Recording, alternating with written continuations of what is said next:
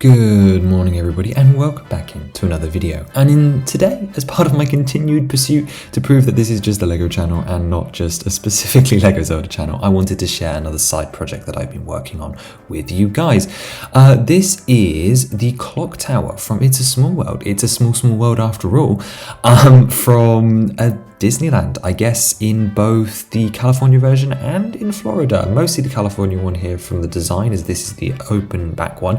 And the reason I'm showing you this is because I mentioned it in my most wanted sets video a while back. And there is also a second reason that we'll get to later.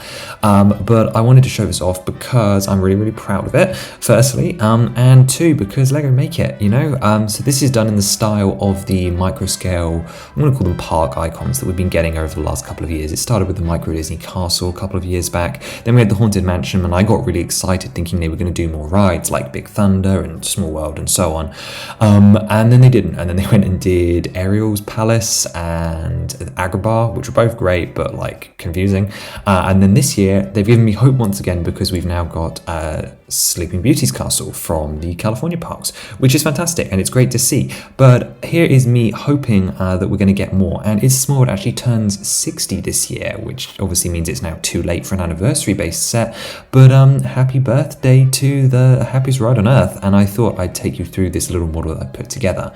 Now, I mentioned a second reason, so before I get through to the details, there's another game that's come out recently. You may be thinking I've been playing my time with Echoes of Wisdom, but actually, from my childhood, I have quite a strong attachment to a certain video game called Epic Mickey. So today I'm also going to be showing you a clock tower based off one of the boss encounters from that game, as the game has recently celebrated its remaster on all platforms, which I was very excited to see. And while this model that I'm leading with certainly looks a lot better, I have been threatening to make this, both of these, for a long time. So let's take a closer look. So hopefully you guys see the resemblance. Obviously it's sort of squished up because I wanted to keep the same base structure that was actually used across sets like the Haunted House and the Disney Castle, which are fantastic, and I really love the Haunted House one in particular. Couldn't think of a minifigure to include, although that one includes the Haunted Butler, but you'll notice here that we've still got the same black base with the sort of black trim around the edge. Now, one of the big differences between this and the existing models in this sub-theme is that they're quite chunky, they're thick, they're 3D buildings, whereas the Small World clock is a facade, which meant I sort of had to work out what I was going to do with the back. Now, I could have chose to keep the price down, but why would I do that when I could do something fun? So around the back, we actually have two of the showrooms representing sort of the African continent and then the Asian continent, or just sort of the Far East, I guess. They're all very microscale and a little bit iffy, but let's focus on the pretty side for now because this is the side I'm most pleased with. There are two prints in this set, one on a 3x3 tile to recreate the face, because as you're going to see later, the face is very hard to recreate. And then just beneath it, you've actually got these window elements here in gold, and all of the parts are available in these colors in real life. And hopefully I'm going to be building it eventually as well, because I think it's really cute. But anyway, you've got these golden windows to represent the lattices that are beneath. And obviously the head can, of course, like tilt backwards and forwards, like the ticking motion of the clock. Beneath it, we've sort of got the panels of the clock tower. Now, of course, in the real thing, these would open, including the doors for the Howard Change ceremony, but obviously that was not going to happen here. Maybe if I was a better builder, but alas, not today. And everything else has sort of been scaled accordingly to those doors and then the clock face at the bottom. I knew as soon as I saw the 3x3 tile, it had to be that for the face. It's just the perfect size. 2x2 is too small, and I didn't want to do anything brick built. So 3x3 tile existing. It's slowly becoming one of my favorite parts. I just love how round it is. I know that seems very strange, but I love how it, what shape it's able to capture. But obviously this then scaled the size of the towers, which originally in my head were 2x wide. However, it actually worked out better that they were 1x wide, which you can see here with the print of the numbers down the right hand side and some brick-built representation of the cogs on the left, making use of the flower petal piece and some offsets there using some rounded elements. I chose to use the Lord of the Rings ring for like the golden doorknob accent, and you'll actually notice that there are 3 different colors on here as far as it comes to gold. We've got the chrome gold rings, we've got the pearl gold, which is the majority of the details, and then some parts that didn't come in pearl gold, which I've chosen bright orange, bright yellowish orange or Keat orange for, which I think does look perfectly good.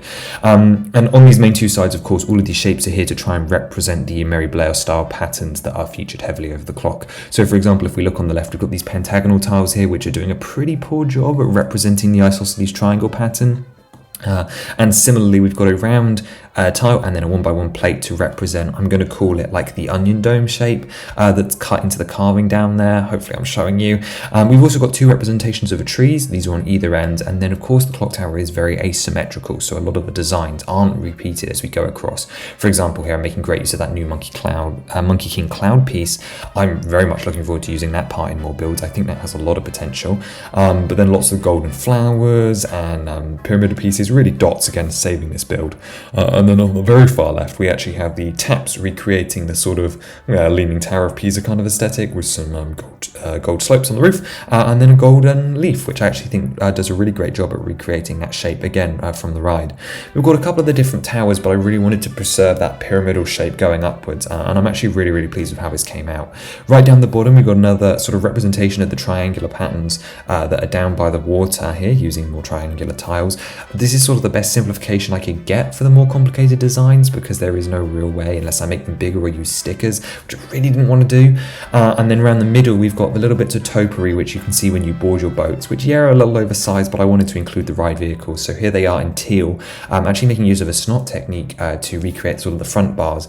There was a time where I was using panel pieces for this, so that there were actual like guardrails on the sides of the cart so that figures couldn't come out. But I preferred this look because I thought it was more... it just kind of looked more like what I wanted, even though it's not safe for figures and less accurate. But my build, my choices. And then just at the very front, you've got the archways here, which there are supposed to be 5 of, which I've got 3, and those sit just above the topiary. So it adds an extra bit of detail and a bit of depth.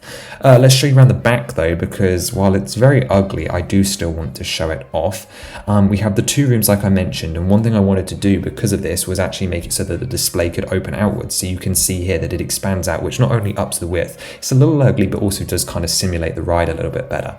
Now when you open it up into the inside, you'll think, oh, this is a lot of play in Octane, what are you doing? And that is just because of the nature of the build and the stability that needed to go in. So most of the plates are filled up with water. We'll start with this one on the right here, which is the Asian plate, where we've got a recreation of the temple. I'm going to put a reference image on the screen, and you can see here I'm using the nano figures to represent all of the children of the world dancing around. And these are all on the fold out 8x8 plates, but the rest of the scene's actually on the back wall where the main facade build is. So it really looks best when it's closed, which is awkward because then when you open it, which is how you're going to display it from the front, it looks worse. But we've got the big sun on the wall. This was actually kind of inspired by an old pin. I don't know if I'm going to be able to find an image of it, but this is a pin I actually own from my one trip over there, which is actually based off the clock tower's face, but I chose to keep the triangular design and I really like it. Again, sort of vibing into those colours, those reds and oranges for that one, and then going for the greens and browns and a little bit of turquoise on the left. We actually have the hippo, some of the lily pads, and then some large fern elements, because I really, the one design element that really sticks out to me from Small World, at least the interior, is those large leaves, and the Mario piece here was perfect for it, as well as of course the new Rivendell fern elements and the big one. I just really love the vibes there. Again, very small sort of diorama, so quite hard to capture, but then again I think these are on like similar level to the Haunted Ones Inside Haunted Mansion, the official set, so I'm not too bummed out by it. To be honest, I think I did an alright job. I probably could do better if I went back, but to be honest, it's the front that steals the show. I've got some box art for it, which you've already been seeing throughout this video, but I just tried to find a nice compromise between the official ones that they've been doing and my own style. Specifically, I noticed that the Haunted Mansion got a nice spooky one, whereas the 2 Disney castles got the boring blue.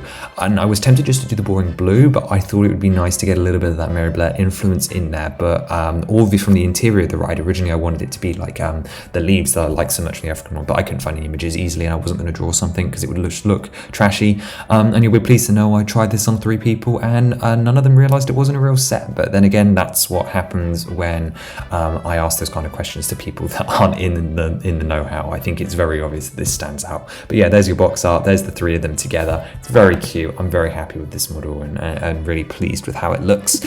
But as I mentioned, this was actually not the original plan for this video, because this video is coinciding to release with the release of the Epic Mickey remaster, or at least 2 weeks behind, and at the same time that Echoes of Wisdom comes out, because I am a good planner and so is the video game industry. Don't worry, Echo sets will be coming, but for now we're focused focused on It's a Small World, because originally I was planning to spruce up a model I started when Studio first, actually before Studio, back on LDD, before Studio was even a thing. And I found out the other day that Studio launched in 2017, which makes me feel very, very old, because I was there day one, and obviously I was on LDD beforehand. But yeah, the model I was going to show you guys is this one, and this was actually a model I built in Lego Digital Designer, and then I brought over to Studio and was like, I'm going to upgrade it, and then I stopped halfway through, and then when I came back to it to fix it up for this video, oh yeah, I just hated it more and more as I went through. So we're not going to spend too much time looking at it. There are parts I really like, and then there's a lot I really dislike, and obviously a lot of that comes down to the face. Got two versions here. We've got the mad one, because for those of you who don't know, this is a boss fight in the Epic Mickey game, and obviously things go south and he gets all evil looking. So I tried to recreate that here in a brick built style. I mean, a sticker would just be better, wouldn't it? But again, the face is so big that they don't make tiles that big and round. So I tried my best. Looks a little wonky, but to be honest, that kind of just serves the manic style, although I do prefer the cleanliness of this Y version here, which again would have a sticker on it, and you've got the nose using one of those pieces. And you notice the other thing about this model is I'm not using parts that are all available in the color. I started off really trying to make use of parts, and I really like the white masonry's effect there, but it's just so messy. On the other hand, though, I do really like the hands. I think those came out really, really well. Of course, the crushers that then like slap Mickey in the game. The background I also particularly hate. I'll be honest, I don't love what's going on behind him. Again, by that point though, I'd already kind of given up, so I kind of just rushed them and didn't try. But what I do really like is the sort of the scaling of it all. The actual sizing of the hands and the clock feel very good. The walls at the back, and not like the small walls that are orange and blue, I really like the colors there. And actually I really like the stuff off to the side, where you've got these like arboreal fences and some leaves, and of course you've got the thinner pool down the bottom, and actually even the platform where Mickey stands is also really great. But also the part count started getting up there. I think my biggest problem is just the actual clock face, but also a bit of the body. But then again, I think that some of that comes down to rushing it once I realized this wasn't going to work, because I just wanted to get onto the microscale one, and oh wow, I love that one so much more. Like, I love that model so much better than this thing. Anyway, I can finally put this project to bed, at least, because now that I hate it and I have a better one, I can move on. Because I think it's like 2 or so videos where we've been looking at my old mocks where I've said, I want to finish the clock tower. And when you saw the original version that I made back in LDD days, back in like 2014, 2015, you can see what I mean. This is still a huge upgrade. But now that I've seen the potential of the idea through, maybe I'll come back to it again one day, or maybe I'll just modify this new version I have, which isn't obviously the same clock. I mean, it is, but like, it's like, this is the California one clearly, whereas this other one is like an amalgamation. Maybe I'll revisit the Epic Mickey one day, but to be honest, I am perfectly happy with that micro scale. So Lego, if you're watching, please make this set. I think this would sell very well and is a very iconic ride and looks great in Lego form. If not, I guess I'm going on Bricklink, and I will have this one in real life very soon, because this is one of those rare occasions where I make a mock and I want it instantly, because it is very pretty and I like it a lot. So hopefully you guys do too. Anyway, a shorter video for today. I hope you guys enjoy taking a look at something a little bit different. We will be back next week with your regularly scheduled programming. In fact, I believe it is a Hyrule Castle update of all things. Amazing. And let me know, of course, what you thought of this build down below. Have a wonderful rest of your day, and I'll see you again very soon. Bye bye.